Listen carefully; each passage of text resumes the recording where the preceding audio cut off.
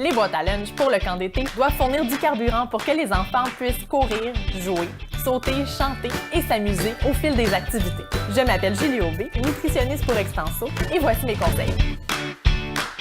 Dans cette capsule, on vous présente l'ABC des lunchs équilibrés en 4 conseils de base. Premier conseil de base, c'est l'équilibre, soit d'intégrer aux boîtes à lunch des aliments nutritifs qui appartiennent aux 4 groupes du Guide alimentaire canadien.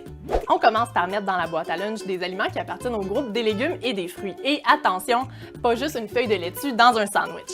Ça tombe bien, il y a vraiment plein d'idées. Ça peut être de mettre dans la boîte à lunch différents légumes qu'on prépare en crudité. On peut y aller avec des fruits en entier, comme ça, ou même les gros fruits qu'on coupe et qu'on met dans des petits contenants. On peut préparer des salades. Également, on peut penser à mettre aussi des compotes sans sucre ajouté.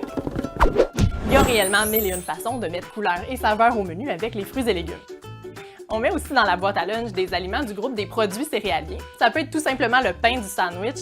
Ça peut aussi être une salade qu'on s'est préparée la veille, par exemple comme une salade de pâtes, de quinoa. Ça peut être à base de couscous, ça peut être à base de riz. On peut aussi penser au craquelin ou aux petits desserts maison comme des muffins ou des galettes. Idéalement, on choisit nos produits céréaliers de grains entiers pour leur bon goût et pour les fibres qu'ils procurent. Vient ensuite le groupe lait et substituts. Ça peut être tout simplement une bouteille de lait ou une bouteille de boisson de soya enrichie. On peut penser à un yogourt, à différents fromages également. On peut aussi mettre un dessert au lait maison, que ce soit un pudding au riz ou un pudding choco-framboise comme on voit ici.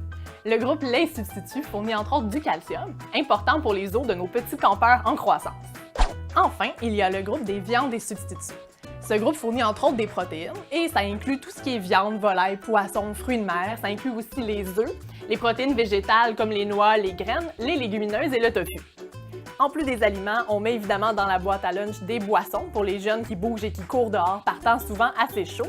On peut mettre tout simplement de l'eau, on peut y aller avec du lait ou des boissons de soya enrichies, sinon du jus 100% pur ou du jus de légumes. En plus du repas en tant que tel, la boîte à lunch devrait renfermer aussi 2 collations. Des collations qui renferment chacune des aliments de 2 groupes du Guide alimentaire canadien. Idéalement, on combine une source de glucides comme la pomme pour de l'énergie rapide avec une source de protéines comme le fromage ici pour soutenir un petit peu plus longtemps. Il y a plein d'idées, ça pourrait aussi être un petit yogourt avec une galette maison à l'avoine. Ça pourrait également être du houmous avec des crudités. Ça pourrait aussi être un muffin maison avec du lait. Pourquoi pas quelques craquelins avec quelques morceaux de fromage? On pourrait y aller avec une poire accompagnée de yogourt, de la compote avec du fromage. Il y a vraiment beaucoup de possibilités. Pour que les aliments soient encore appétissants à l'heure du lunch, on doit s'assurer que les aliments périssables n'aient pas passé plus de 2 heures à la température ambiante. Comme les boîtes à lunch ne sont souvent pas réfrigérées au terrain de jeu, on s'assure d'y placer 1 ou 2 blocs réfrigérants, soit près des aliments périssables ou sur le dessus car le froid descend.